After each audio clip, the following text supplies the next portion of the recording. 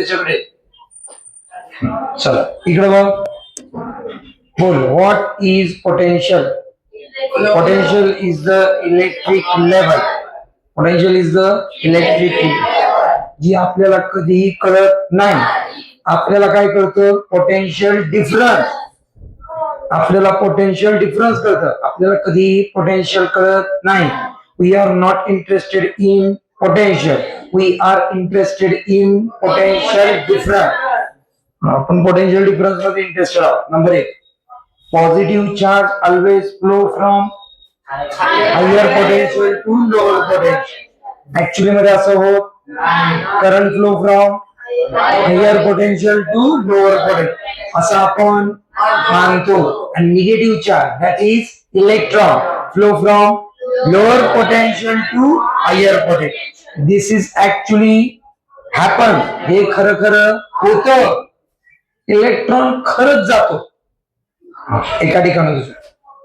Positive charge कधी नाही जात, इलेक्ट्रॉन नेहमी इकडून तिकडे जातो. ठीक, नंबर 1. नंबर 2, त्याच्यानंतर पोटेन्शियल डिफरन्सच्या आपण 3 डेफिनेशन बघितल्या. 2 फालतू आणि 1 चांगली Pushpavali definition.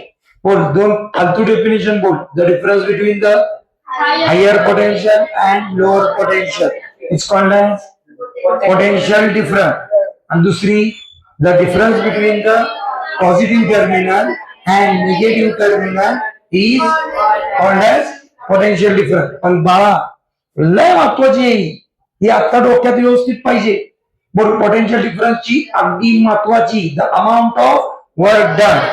What is potential difference? The amount of work done to move the positive charge from point A to point B is called as potential difference.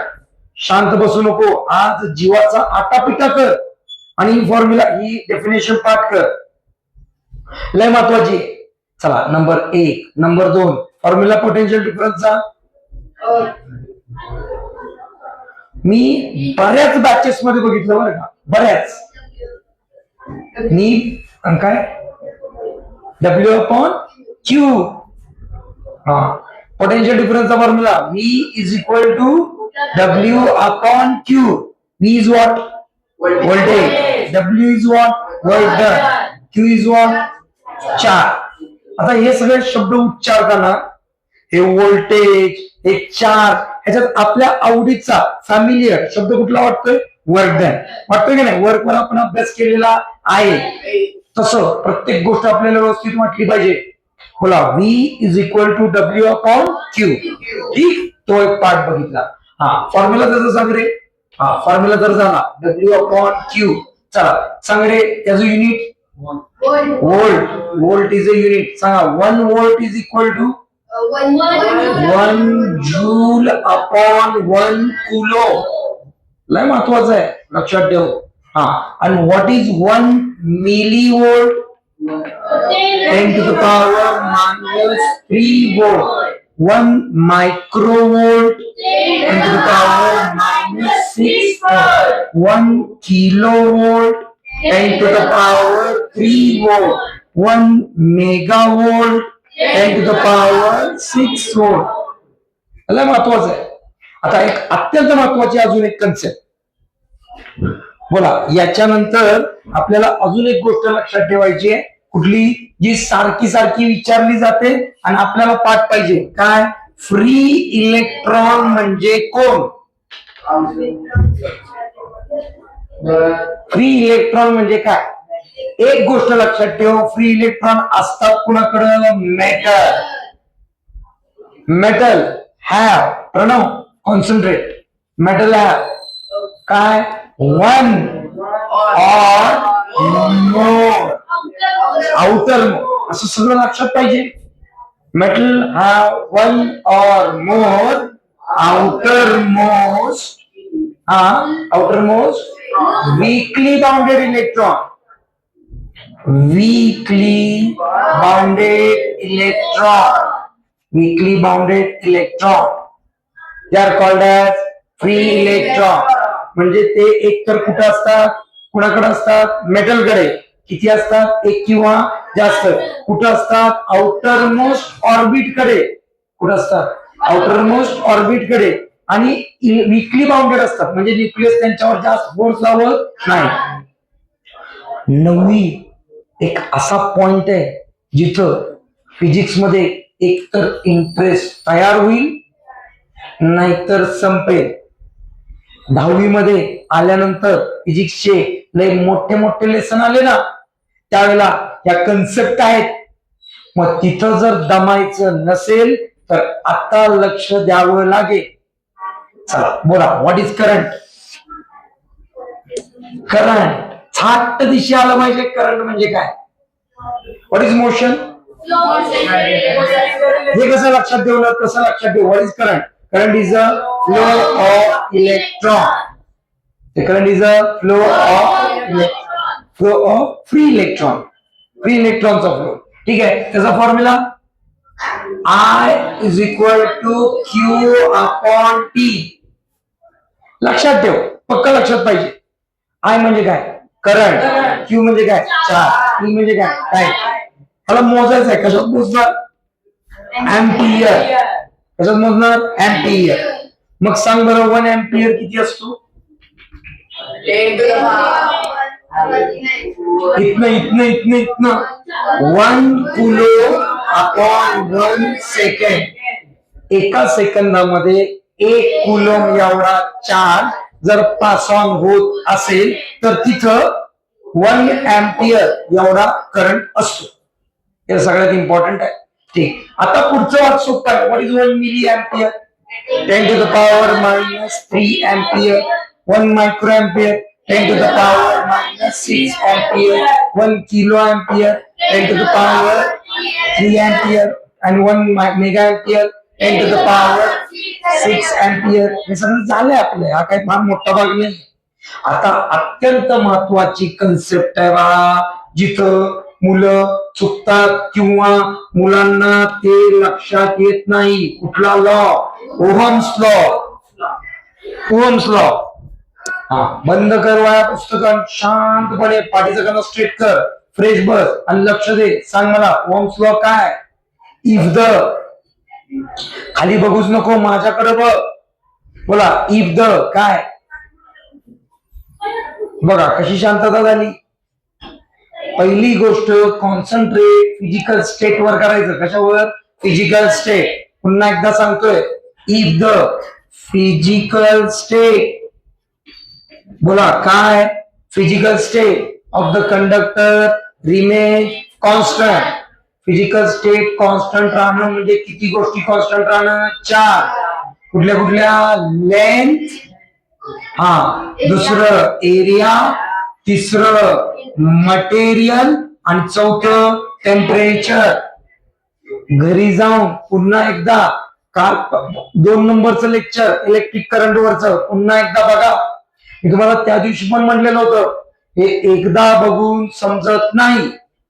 आजचं तर लेक्चर त्याच्यापेक्षा खतरनाक आहे. हा, 2-2, 3-3 वेळा जाऊन बघावं लागतं, त्याशिवाय कळत नाही. समजून घे पुन्हा एकदा. What is Ohm's law? Ohm's law सांगतो, जर कंडक्टरची फिजिकल स्टेट कॉन्स्टंट असेल, म्हणजे इंग्लिश मध्ये कसं सांगणार? If the physical state of the conductor remains constant, then current is directly proportional to the potential difference. पाठच पाहिजे, पर्याय नाही. पुन्हा एकदा माझ्या बरोबर मन मी पाठ करून घेतो. बोल, if the physical state of the conductor remains constant. हे पहिलं वाक्य. Then current is directly proportional to the potential difference. आता मी जे मॅथमॅटिक्स करायला लागलोय ते पण अत्यंत महत्वाचं आहे. बघा काय मॅथमॅटिक्स करतोय. I is directly proportional to V.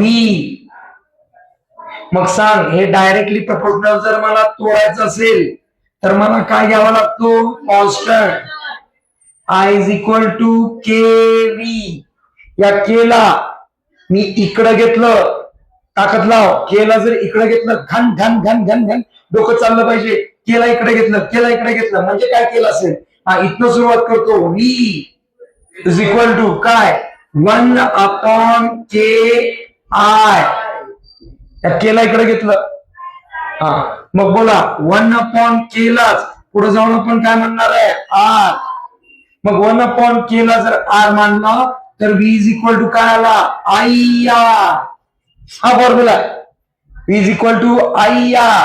ओहमचा लॉ आणि फॉर्म्युला दोन्ही गोष्टी पाठ पाहिजे. बोला काय ओहमचा law, if the physical state of the conductor remains constant, then current is directly proportional to the potential difference. Ohm's law वर पुढचा हा बायट लॉ डिपेंड आहे, त्याच्यावर क्रिचॉफ्स लॉ डिपेंड आहे.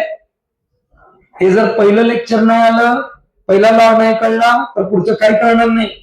आणि सगळ्यात महत्वाचं लॉ नंतर फॉर्म्युला लक्षात ठेव, V is equal to IR. V is equal to IR. V is equal to IR. हा, हे माहित पाहिजे. चला, त्याच्यानंतर एक इम्पॉर्टंट कन्सेप्ट आपण बघितली, कुठली, रेझिस्टिव्हिटी. काय बघितली, रेझिस्टिव्हिटी. याची तर डेफिनेशन लईच विचित्र होती, त्या दिवशी मी सांगितलेलं होतं. बोला, लेंथ वाढवली रेझिस्टन्स वाढतो. नसेल जर कळलं तर मागचं लेक्चर जाऊन बघ. परत परत बघितलं तर काय कुठे धोंडा पडणार नाही. 2-2, 3-3 वेळा आम्हाला अजून बघायला लागतात नवीन नवीन येणाऱ्या गोष्टी. आम्ही सुद्धा अजून अभ्यास करतो. हा, सायन्स नेव्हर एंडिंग जर्नी आहे. सारखं सारखं एक एक एक गोष्ट बघावी लागते. तुमच्यासाठी जे अपलोड करतोय बाकी कोण बघत नाही, तुमच्यासाठीच करायला लागलोय, तुम्हाला बघता यावं.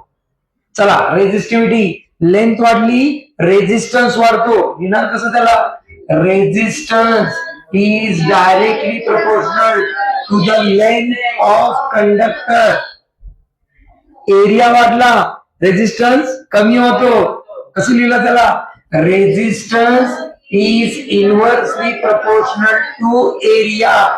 या दोघांना एकत्र केलं तर ते कसं दिसेल, resistance is directly proportional to L/A.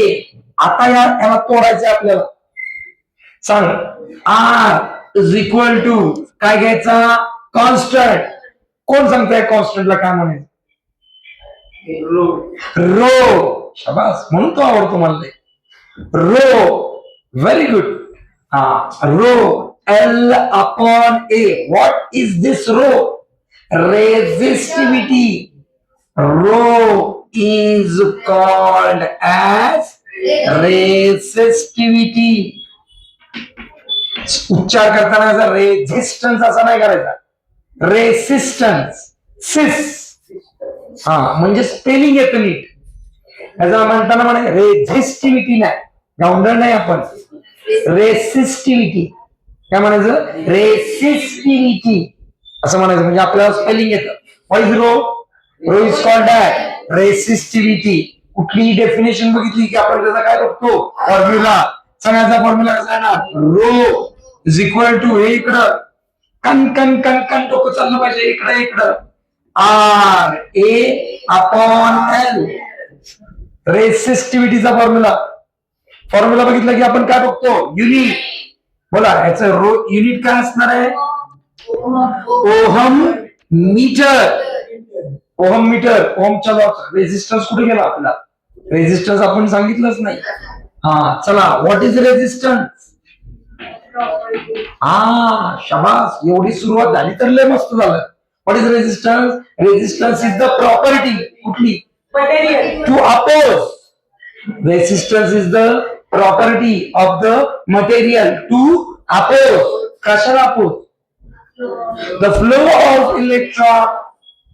शांतपणे डोक्यात ठेव, हे लॉंग टर्म आपल्याला लागणार आहे. what is resistance, it is the property of the material किंवा conductor to oppose the flow of electron, the flow of charge, the flow of electron. त्याला oppose करण्याची प्रॉपर्टी. लय महत्वाचं आहे. अक्कल लेसनचा 75% भाग हा रेसिस्टन्स वरच आहे रे, समजून घे. चला, रेसिस्टन्स झाला की आपण काय बघतो, त्याचा फॉर्म्युला कोण सांगतंय रेसिस्टन्सचा formula? Resistance is equal to V is equal to IR वरनं काढायचा फॉर्म्युला. बोल, हे आयला इकडे घे, आयला इकडे घे, कसं दिसणार? R is equal to V upon I. What is V? Voltage म्हणजे potential difference. What is I? Current. Current, electric current. बोला, रेसिस्टन्सचं युनिट, रेसिस्टन्सचं युनिट काय? ओहम. साध्या साध्या गोष्टींना दमू नको. ओहम. आणि त्याचं साइन काढताना कसं काढायचं? This way. हे साइन त्याचं, दमू नको. लेसन अत्यंत इम्पॉर्टंट आहे. ही काय बघितली? रेसिस्टिव्हिटी. हे काय बघतोय? रेसिस्टन्स. हा, चला बोला, 1 ओहम काय असेल? 1 ओहम काय असेल? याच्यावरनं बनव. 1 व्होल्ट अपॉन 1 एम्पियर असतो 1 ओहम. म्हणजे तुझं काय काय मी काय सांगतो इकडं बघ. तुला रेसिस्टिव्हिटी नाही आली, तुला रेसिस्टन्स नाही आला, तुला करंट नाही आला. मला माहित आहे या मागच्या लेसन सारखे लेसन नाहीये कि एक बार सुनो बार बार याद रखो. इसमें बार बार सुनना पड़ेगा तो एक बार याद रहेगा. हे लेसनच असे आहेत बाळा. लय डिस्क्रिप्टिव्ह लेसन आहे, लय खतरनाक लेसन आहे. उद्या येताना सगळेजण इलेक्ट्रिक करंट पहिलं लेक्चर, इलेक्ट्रिक करंट दुसरं लेक्चर बघून या. 2 ते 3 वेळा बघा, एकदम पक्का होऊन जातो. उद्या परत एकदा याची रिव्हिजन घेईन. आज मी याच्या पुढचा टॉपिक सुरू करतोय, इलेक्ट्रिक सर्किट. वया पुस्तकं बंद करा आणि लक्ष इकडे द्या. इलेक्ट्रिक सर्किट काय असतं? हा, इलेक्ट्रिक सर्किट डायग्राम काय असते? आपल्या घरी आपण जे इलेक्ट्रिक सर्किट वापरतो त्याच्यात काय काय करायचं असतंय, डायग्राम कशी असते, हे सगळं बघणार आहे आपण. अत्यंत महत्वाचं आहे. एक ह्याला शिक्षक पण पुरेसा होत नाही, बऱ्याचशा शिक्षकांकडनं शिकावं लागतं. सारखं सारखं कानावर गेलं पाहिजे. चला, आजची कन्सेप्ट आहे electric circuit. What is electric circuit? Electric circuit म्हणजे काय? तर प्रत्येक वेळेला जसं मागाशी लक्षात ठेवलं, what is resistance? Resistance is the property. हा, what is potential difference? Potential difference is the amount of work done. What is current? Current is the flow of electron. What is resistivity? ते मग त्याची सगळी series लक्षात ठेवली. तसं electric circuit म्हणलं की एक शब्द लक्षात ठेवायचा, it is the path. What is electric circuit? It is the path. आता ऐकून घे, जर मला या पंख्याला इलेक्ट्रिसिटी आणायची असेल तर मला या पंख्याला एक सर्किट कंप्लीट करावं लागतं. जर मी इथंच मधनच वायर जर कट केली तर तो पंखा लागणार नाही. सर्किट कंप्लीट असलं पाहिजे. Continuous path. बोला, नुसता पाथ नाही, कसा path? A continuous path. A continuous path. हा, विच कन्सिस्ट ऑफ, ज्याच्यामध्ये कोण कोण लावले जातात? विच. कान देऊ नाही, पाठ कर, लक्षात ठेव. A continuous path, a continuous path which consist of. बोला, ज्याच्यामध्ये काय काय लावले जातात? या इलेक्ट्रिक सर्किट मध्ये कुठल्या कुठल्या गोष्टी लावल्या जातात? तर पहिला लावला जातो रेझिस्टर. काय लावला जातो? रेझिस्टर. आणि काय लावल्या जातात? वायर्स. वायर्स. अजून काय लावली जाते? बॅटरी. बॅटरी लावली जाते. अजून काय लावली जाते? की. अजून बऱ्याच गोष्टी लावल्या जातात, म्हणून एक्सेट्रा. हा, what is electric circuit? Electric circuit is a continuous path which consists of resistor, wire, battery, key, etc. It is called as electric circuit. Question येतो परीक्षेला, व्हॉट इज इलेक्ट्रिक सर्किट? त्यावेळेला तू काय सांगणार? Electric circuit is a continuous path which consists of resistor, wires, electric की, plug की, battery. या सगळ्या गोष्टींना आपण इलेक्ट्रिक सर्किट म्हणतो. आता कुठल्याही सर्किटची, ऐकून घे, कुठल्याही सर्किटची एक इलेक्ट्रिक सर्किट डायग्रॅम असते बाळा. काय असते? डायग्रॅम. Electric circuit diagram. ती इलेक्ट्रिक सर्किट डायग्रॅम कशी काढायची ते मी तुला शिकवणार आहे. इलेक्ट्रिक सर्किट डायग्राम कशी काढायची एकदम परफेक्टली, एकदम बेस लेवलला जाऊन शिकायचं. इलेक्ट्रिक सर्किट डायग्राम कशी काढतात त्यातले प्रत्येक सिम्बॉल बघायचे आपल्याला सिस्टमॅटिक पद्धतीने. नीट लक्ष दे. आधी तू सांग, what is electric circuit? Electric circuit is a continuous path which consists of resistor, wire, battery, key, etc. आता इलेक्ट्रिक सर्किट डायग्राम काय असते? इलेक्ट्रिक सर्किट डायग्राम एक डायग्राम असते. इलेक्ट्रिक सर्किट डायग्राम काय असते? एक डायग्राम असते. ती डायग्राम काय दाखवणार? Electric circuit. काय दाखवणार? Electric circuit. सोपं आहे. अ डायग्राम, अरे असंच डेफिनेशन आहे त्याची. काय? A diagram. हा बघ त्यानं केली बघ. विच शो, हा बोला, diagram which show electric circuit. A diagram which show electric circuit is called as, अरे बोल ना, electric circuit diagram. What is electric circuit diagram? A diagram which show electric circuit diagram. Electric circuit is called as electric circuit diagram. Simple. आता या electric circuit diagram मध्ये आपल्याला electric circuit दाखवताना वेगवेगळे symbols आले पाहिजे. आपण याच्यात सिम्बॉल वापरतो, ते सिम्बॉल आपल्या लक्षात आले पाहिजे. आपण काय काय करणार आहे नीट लक्ष दे. वायर, जर मला वायर दाखवायची असेल तर मी काय करणार? एक स्ट्रेट लाईन काढणार. काय काढणार? एक स्ट्रेट लाईन. हा. दुसरी गोष्ट, मला जर सेल काढायचा आहे, सेल कसं दाखवायचं? बघ, हे हा, याला लिहिताना लिहायचं plus minus. This is cell. हा, मला बॅटरी दाखवायची असेल तर बॅटरी काय नसते, ह्याला डबल वेळा. पण करताना कसं करायचं माहिती? हे ह्याला कनेक्ट करायचं असं. परत इकडं मोकळी जागा, परत ह्याला कनेक्ट करायचं असं. Plus minus, plus minus, plus minus. एवढं लिहित बसत नाही, डायरेक्ट प्लस मायनस लिहितात. Battery. A connection of cell, a combination of cell is called as battery. Battery म्हणजे काय नसते, सेलला कॉम्बिन करायला असतं. कळलं नाही? वायर कशाला दाखवायची? Straight line. सेल असा, बॅटरी अशी. ठीक. अजून सांग. ओपन की. ओपन की. ओपन की कशी दाखवायची? हे बघा, हे असं पण दाखवतात, ओपन की अशी पण दाखवतात, किंवा अशी दाखवतात. ओपन की या पद्धती. क्लोज की. क्लोज की. क्लोज की कशी दाखवतात? हे असं आणि इकडनं हे असं, किंवा क्लोज की. पण याच्यात गंमत काय माहिती का? ओपन की म्हणजे करंट चालू कर, बंद बंद, क्लोज. आणि क्लोज की म्हणजे चालू, उलट येते. हा, ओपन म्हणजे ऑफ, बटन ऑफ, आणि क्लोज म्हणजे ऑन.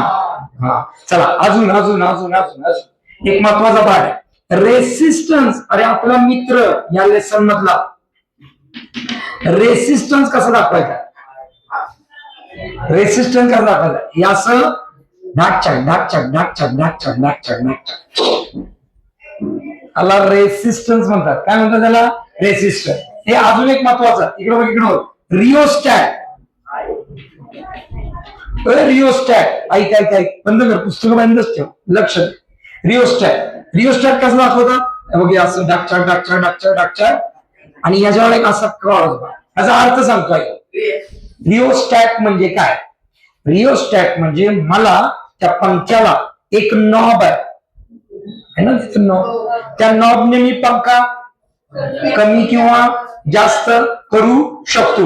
घरी आपल्या मिक्सर आहे, त्या मिक्सरला एक नॉब आहे, त्यांना आपण आपल्या मिक्सरचं स्पीड वाढवू किंवा कमी करू शकतो. इलेक्ट्रिक आयर्न, त्याच्यावर एक नॉब आहे, त्यांना आपण हीट कमी किंवा जास्त करू शकतो. तर हा पण एक नॉब आहे.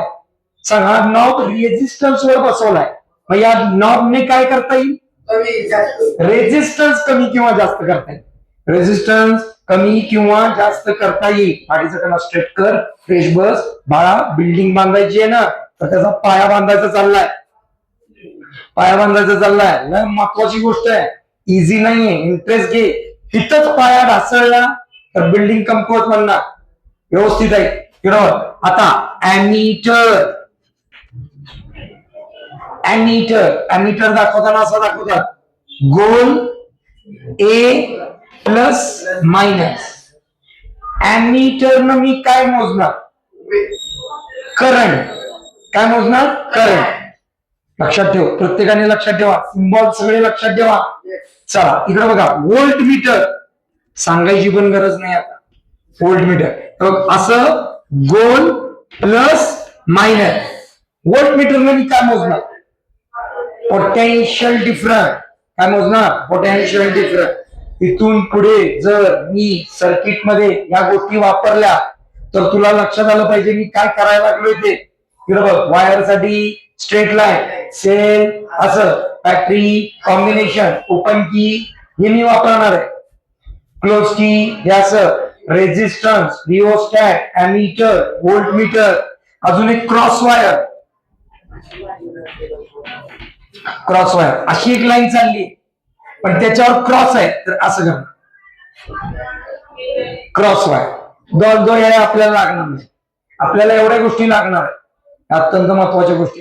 चला, what is electric circuit? Electric circuit is a continuous part which consists of resistor, wire, battery, key, etc. What is electric circuit diagram? A diagram which show electric circuit is called electric circuit diagram. त्यात कुठले कुठले symbol येतात? Wire, sale, battery, open की, close की, resistor, rheostat म्हण, ammeter, voltmeter, cross wire. ठीक आहे. आता कान देऊन ऐक, पुढचा भाग काय करायला लागलोय. आता टेक्निकल पार्ट आहे. बंद करा बघा पुस्तक आणि एकदम शांतपणे बसा. बा या करंट आहे ना, करंट हा इलेक्ट्रिक करंट हा आज आपल्या जगाचा सगळ्यात महत्वाचा आणि अत्यंत इम्पॉर्टंट असा फिजिकल क्वांटिटी. इलेक्ट्रिक करंट हे लय महत्वाचं आहे. तू विचार कर, 4 दिवस जर जगाची लाईट गेली तर काय होईल? मी जगाची विचारतोय. जगाची लाईट गेली तर मोबाईल सगळे बंद, तर बँकिंग सगळं बंद, तर व्यवहार सगळे ठप्प, तर देश ठप्प, सगळे देश ठप्प, तर सगळीकडं लॉकडाऊन. इलेक्ट्रिसिटी मध्ये इतकी ताकद आहे की अख्खच्या अख्ख सगळं लॉकडाऊन आहे. दुसरी आई, कितीतरी आता पेशंट ऑक्सिजनवर आहे. तिथं इलेक्ट्रिसिटी त्यांना ऑक्सिजन प्रोव्हाइड करते. ती इलेक्ट्रिसिटी गेली तर कितीतरी जन्माला आलेली मुलं काचेच्या पेटीत इलेक्ट्रिसिटी मध्ये ठेव. माहिती नाही तुला?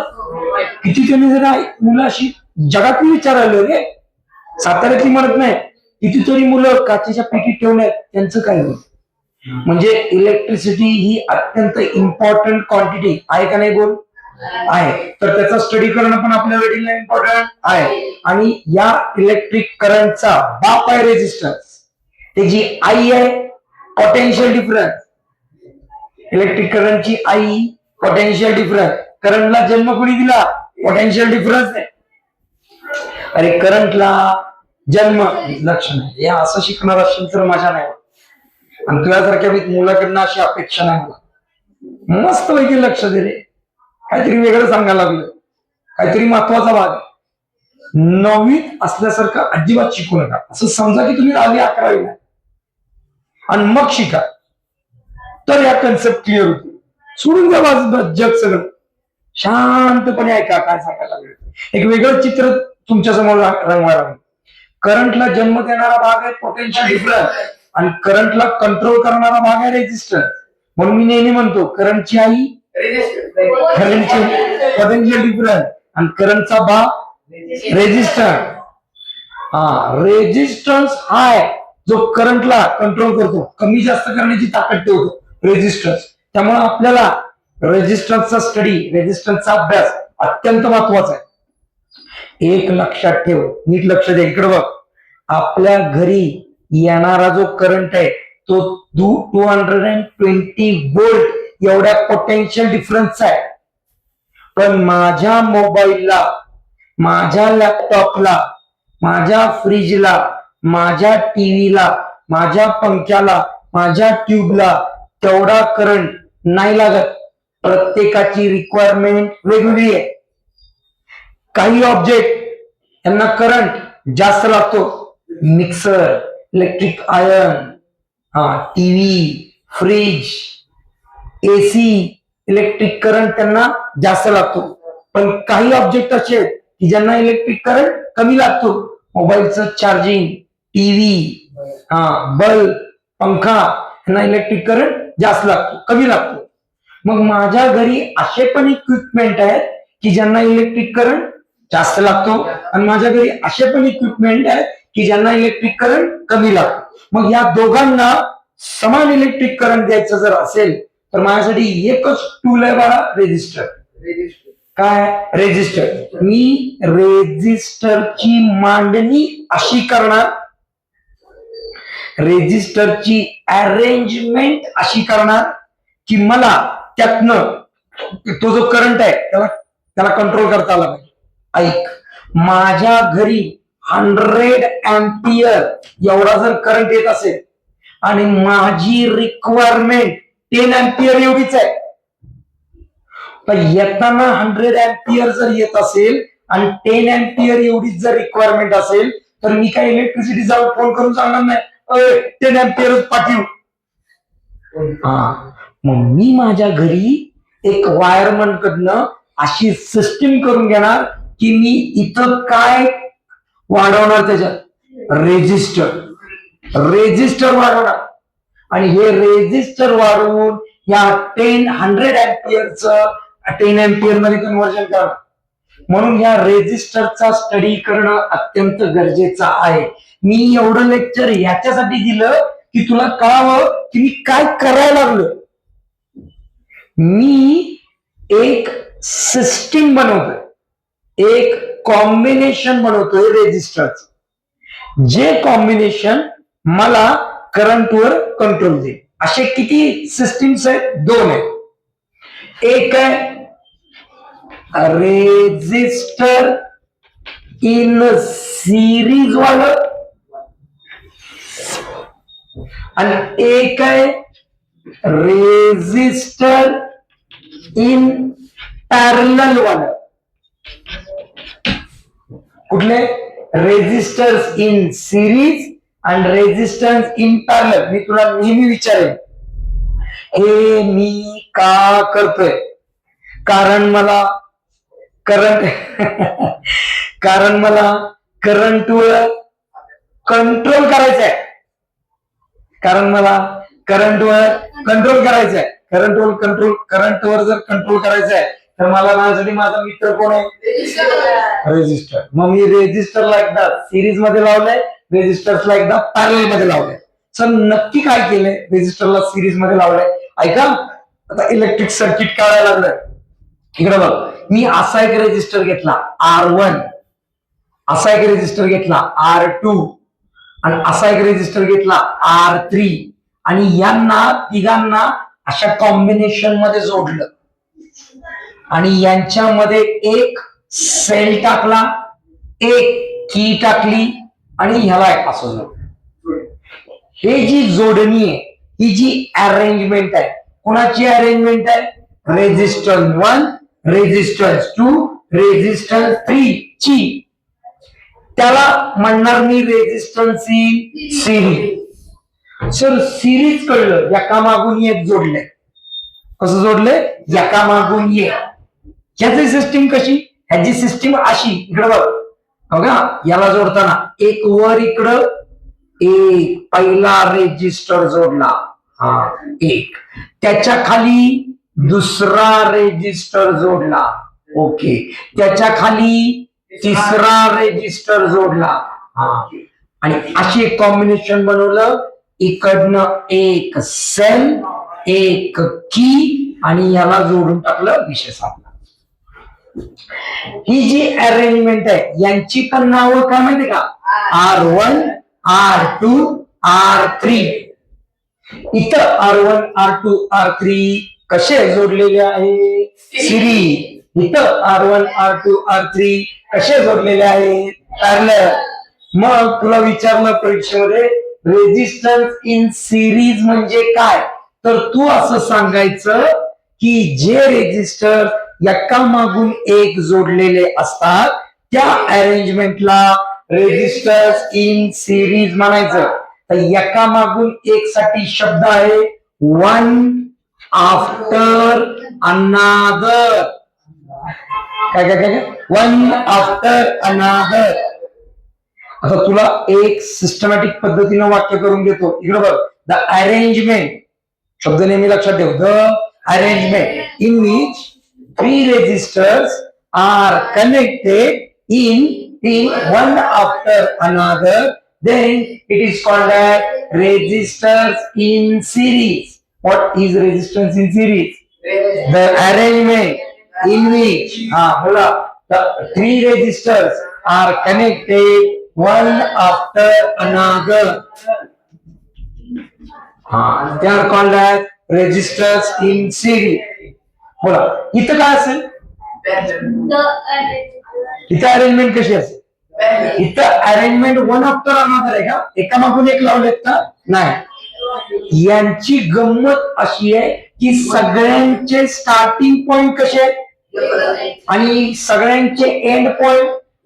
इथं starting point end point same आहेत का? नाही. इथं याचा स्टार्टिंग याचा एंड, याचा एंड याचा स्टार्टिंग, याचा स्टार्टिंग याचा एंड, याचा एंड याचा स्टार्टिंग, असे स्टार्टिंग एंड जोडलेले. इथं तसं नाही. इथं सगळ्यांचे स्टार्टिंग इथं काढले आणि सगळ्यांचे एंड इथं काढलेले आहे. म्हणून या अरेंजमेंटला म्हणताना म्हणायचं पॅरलल. काय म्हणायचं? Parallel with ends connected. बोला, with ends connected, end connect केलेले आहे. The arrangement in which the 3 registers are joined parallel with ends connected is called as resistor in parallel. Resistance in parallel. मी पुन्हा एकदा तुला विचारतो, ह्या धंदा मी काय करायला लागलोय? मला करंटवर कंट्रोल पाहिजे आणि करंटवर कंट्रोल पाहिजे म्हणून मी एक्सपेरिमेंट करायला लागलोय. मी रेजिस्टर एकदा असे जोडून बघितले, एकदा असे जोडून बघितले. मी चेक करणार आहे की रेजिस्टरचं काय होतं. कळलं? आता कधी कधी हे सगळं शिकवत असताना आधी मध्ये कंटाळा येतो. काय चालले यायला, मला काय कळना, मला काय समजना, झोपच या लागली, कंटाळा लागला.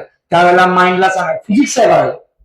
ते असंच असतं. आम्ही ज्यावेळेला तिथं बसलेलो होतो आम्हाला सुद्धा असंच होतं. पण आम्ही स्वतःला तयार केलं. काय नाही, मला आलं पाहिजे, मला आलं पाहिजे. ज्या वेळेला तू नेहमी स्वतःला सांगत राहा इंटरेस्ट तयार कर. बाळा, 9वीतच इंटरेस्ट तयार कर, नाहीतर 10वीला तुम्हाला सापडणार पण नाही रे. हे लेसन्सच असे. बायो पाठ करून जमतं, केमिस्ट्री थोडाफार रट्टा मारला जमतं, फिजिक्स रट्टा मारून नाही जमणार तुला.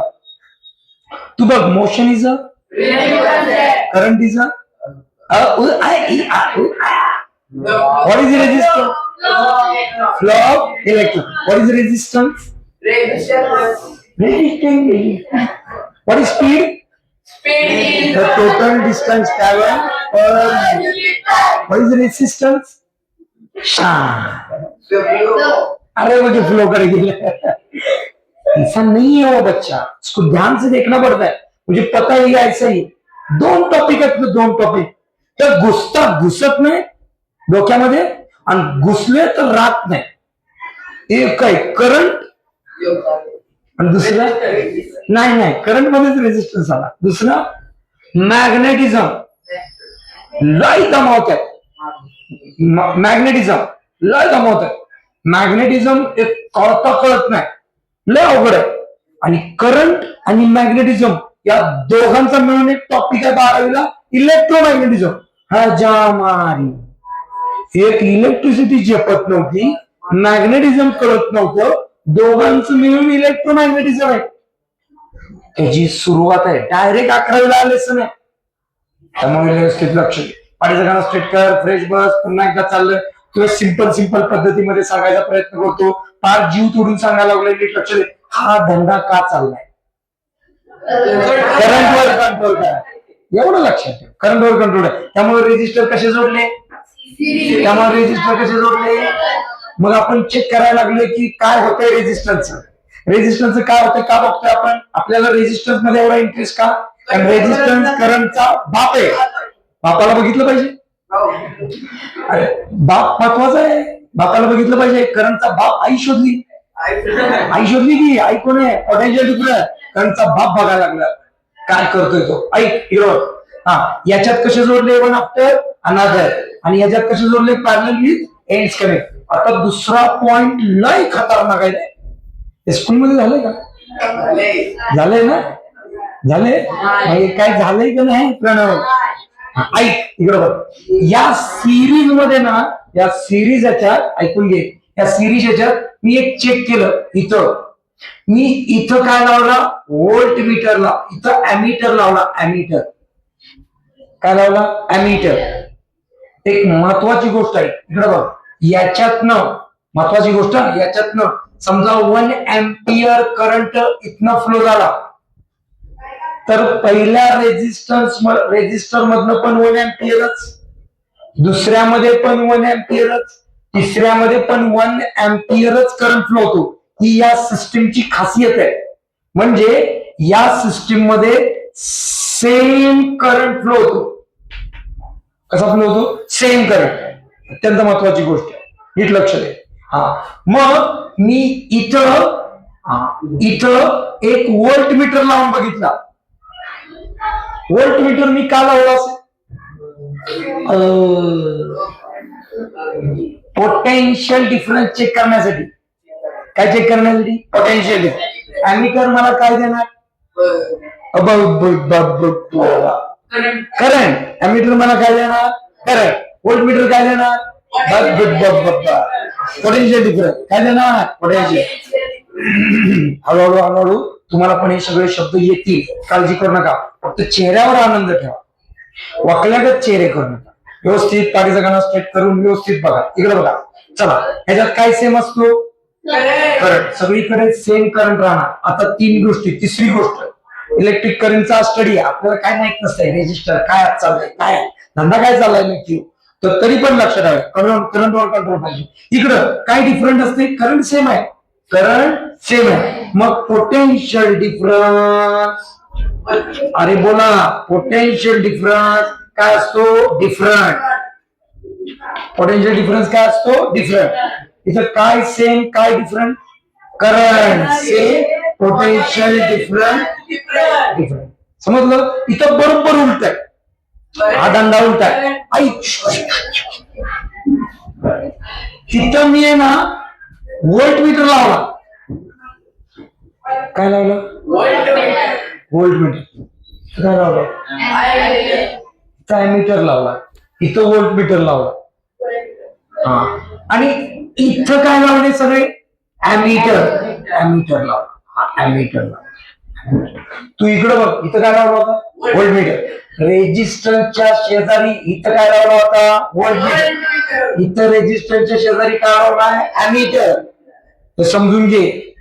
म्हणजे याचा अर्थ असा, इकडं बघ, या दुसऱ्या गोष्टीमध्ये सगळ्यात महत्वाची, इथं सेम करंट आहे, तर इथं सेम पोटेन्शियल डिफरन्स. एवढं जरी कळलं ना बाळा तुला, जग जिंकू आपण. एवढं जरी कळलं तरी. अच्छा, इथं करंट सेम आहे, इथं पोटेन्शियल डिफरन्स सेम आहे. इथं काय वेगळं? Potential difference. तर बाळा इथं काय डिफरंट असणार आहे? Current is different. किती पॉइंट झाले माझे? 3. बोला हे कुठलं combination? Resistors in series. Resistors in series मध्ये रेजिस्टर कसे जोडतात? One after another. हे कुठलं कॉम्बिनेशन? Resistors in parallel. ह्याच्यात सिस्टीम कशी जोडला? Parallel with ends connected. Ends connect केलं. बोला सिरीज मध्ये काय सेम काय डिफरंट? बोला पॅरलल मध्ये काय सेम काय डिफरंट? हे समजलं का? लक्षात आलं का? ऐक महत्वाची गोष्ट, याच्यात पोटेन्शियल डिफरन्स व्हायला V1, याच्यात व्हायला V2 आणि याच्यात व्हायला V3. सर असं का?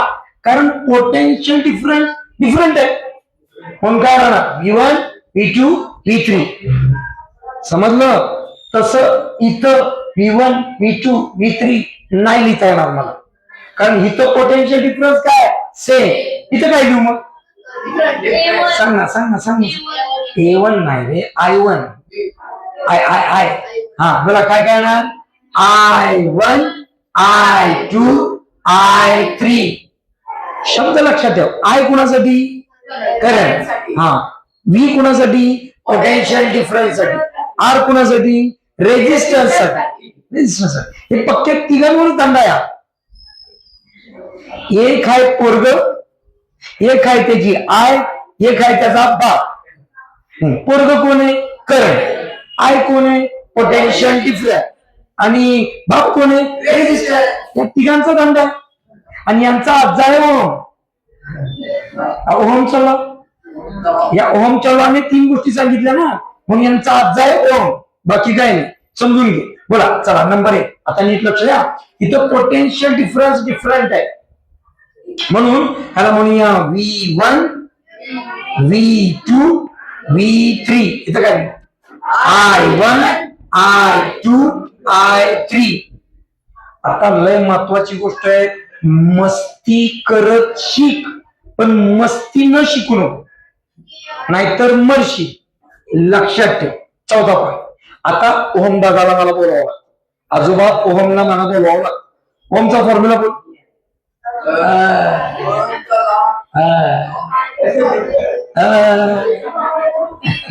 इज इक्वल टू अय्या.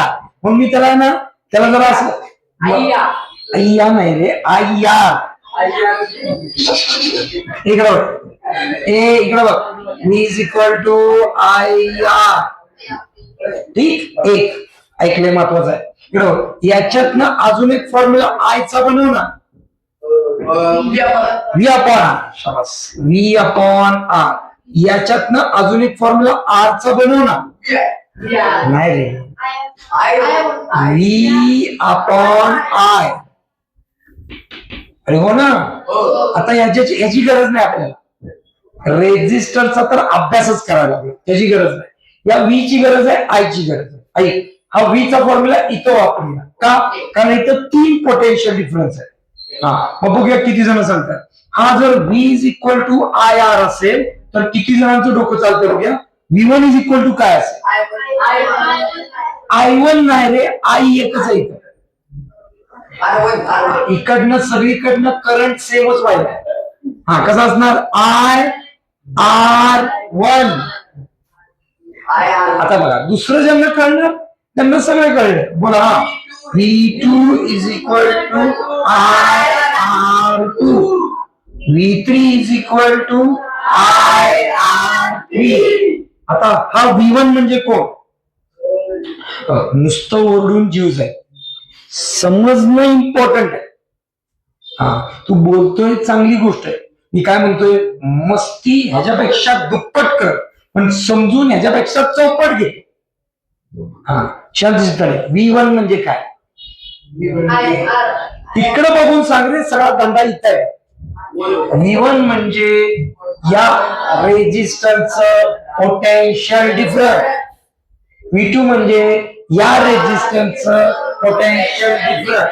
V3 म्हणजे या रेजिस्टन्सचं पोटेन्शियल डिफरन्स. आता ऐका, मग मी जर इथं VS असं लिहिलं, VS, what is VS? VS is a total potential difference. Total potential. Total potential difference कसं येतं V1 plus V2 plus V3 यानं येणार. ठीक आहे. आणि जसा याचा फॉर्म्युला बनवलास तसा एक मेन फॉर्म्युला बनव. VS इज इक्वल टू काय? शाबास पठ्या, एक नंबर बाळा. IRS. Very good, very good. School मध्ये झालं, व्हेरी गुड, एकदम आवडलं. VS is equal to IRS. जिथं लक्ष पाहिजे ना तिथं अगदी परफेक्ट लक्ष आहे. टोटल पोटेन्शियल डिफरन्स काय? Total potential, total potential. व्यवस्थित लक्ष द्या. बाकीचे जग मारू दे, दंगा करणार दंगा करू दे, त्यांना नाही करणार. त्यांचं इकडनं ऐकतील तिकडनं जातील. आपल्याला कळलं पाहिजे. ह्याच्यात किमती दाखवूया, ह्याच्यात किमती दाखवूया. सांग VS. VS चा फॉर्म्युला काय? IRS is equal to V1 काय?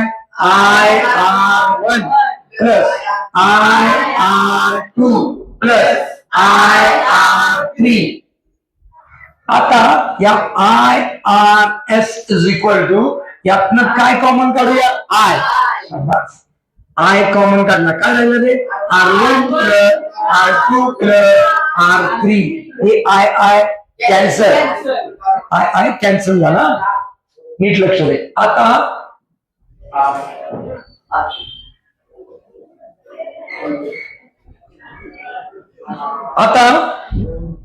एक महत्वाचा formula. RS is equal to R1 plus R2 plus R3. What is RS? Total resistor. What is R1? पहिला रेजिस्टर. What is R2? दुसरा रेजिस्टर. What is R3? तिसरा resistor. जर नाही हे कळलंय ना त्यांना आता तिकडच कळेल. बघूया किती जणांना कळतंय. चला आता इथं जसा V चा फॉर्म्युला वापरला तसा तिथे कुठला फॉर्म्युला वापरायचा? याच्यावरनं बनवायचा. V is equal to IR is equal to IR. सांग फॉर्म्युला बनव. I is equal to V upon R. किती जणांचं लक्ष आहे? अपेक्षा आहे मला तुमच्याकडनं. बघा तू एक बोलशील बघ, व्यवस्थित बोलायचं. सांग ह्याचा फॉर्म्युला बनव. बोला. I1 इज इक्वल टू बघ आकृतीत बघ, सगळीकडे सेमच V आहे. काय V अपॉन R1. एक number. I2 is equal to V upon R2. I3 is equal to V upon R3. तू जर सांगितलंस ना मज्जाच येईल. बघूया किती जण सांगतायत. V नाही. IS is equal to total current. हा V अपॉन RS. आता S शब्द इथं वापरलाय मी म्हणून इथं शब्द चेंज करतो. कुठला चेंज करतो? T का? पॅरलल साठी शब्द P, सिरीज साठी शब्द S. चला सुरुवात तिथूनच करूया. चला इकडे बघा, इथं जशी सुरुवात केली तशी सांगा इथून सुरुवात कशी करणार? I is equal to I1 plus I2 plus I3. किती टाकायचे आहेत? IP कोण आहे? V upon RT is equal to बोला. I1 कोण आहे? V upon R1 plus V2 कोण? I2 कोण आहे? V upon R2 plus I3 कोण आहे? V upon R3. काय कॉमन निघेल? V. काय? V upon RT is equal to V in bracket 1 upon R1 plus 1 upon R2 plus 1 upon R3. राहिलं काय मला? लय महत्वाचा formula. 1 upon RP is equal to 1 upon R1 plus 1 upon R2 plus 1 upon R3. बघूया किती जणांना कळलं. हा टोटल रेजिस्टन्स कधी आला? सगळ्यांची ऍडिशन करून हा टोटल रेजिस्टन्स. कधी आला? सगळ्यांच्या इन्व्हर्सची ऍडिशन करू. सगळ्यांच्या इन्व्हर्सची ऍडिशन. तुला एक सिंपल क्वेश्चन विचारतो. सिंपल बघूया.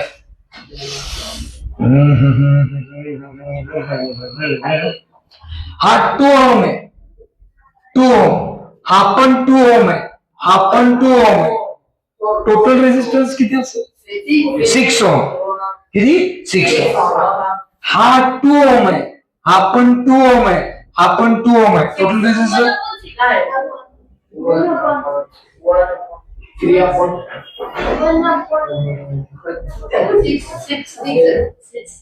6 तर चुकला. तुला मॅथ्सच नाही कळलं. जरा जवळपास आहे. याच्यात 2 कुठे ठेवणार आहे तू? डिनॉमिनेटर का न्यूमरेटर मध्ये? डिनॉमिनेटर. मग डिनॉमिनेटर मध्ये ठेवलं तर ते असं दिसेल ना, 1/2 प्लस 1/2 प्लस 1/2. That means 3/2. किती? 3/2. 3/2 ची व्हॅल्यू किती येते माहिती का? पॉइंट मध्ये नाही 0.1.5. 1.5. मी ज्या वेळेला लाख मोलाचं वाक्य बोलायला लागलं, हा जो धंदा केला सगळा, या धंद्याचा सार सांगायला लागलं. जर माझ्याकडं 2 ओहमचे 3 रेजिस्टर आहेत, जर माझ्याकडं 2 ओहमचे 3 रेजिस्टर आहे आणि मी जर त्यांना सिरीज न जोडलं तर रेजिस्टन्स किती झाला? 6 ओहम झाला. ठीक आहे. आणि तेच 3 रेजिस्टर मी जर पॅरलली जोडले तर रेजिस्टन्स किती झाला? म्हणजे मला सिरीज मध्ये रेजिस्टन्स जास्त मिळतो का पॅरलल मध्ये रेजिस्टन्स? सिरीज मध्ये रेजिस्टन्स जास्त. म्हणजे करंट कशात जास्त मिळणार? हा मस्त. पॅरलल मध्ये पॅरलल मध्ये रेजिस्टन्स कमी म्हणून करंट जास्त. सिरीज मध्ये रेजिस्टन्स जास्त म्हणून करंट कमी. मग जर मला असं एखादं इक्विपमेंट वापरायचं असेल की ज्याच्यात करंट कमी पाहिजे, तर तिथं रेजिस्टर मी कसे लावणार? सिरीज.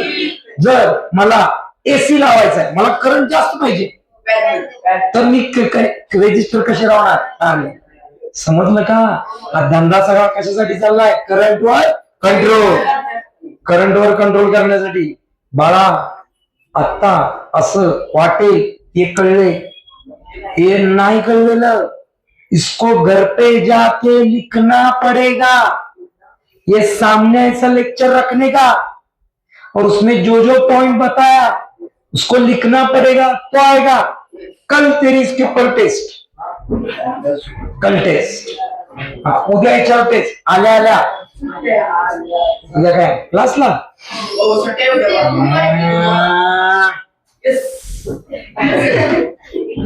परवा अख्ख्या लेसन वर टेस्ट.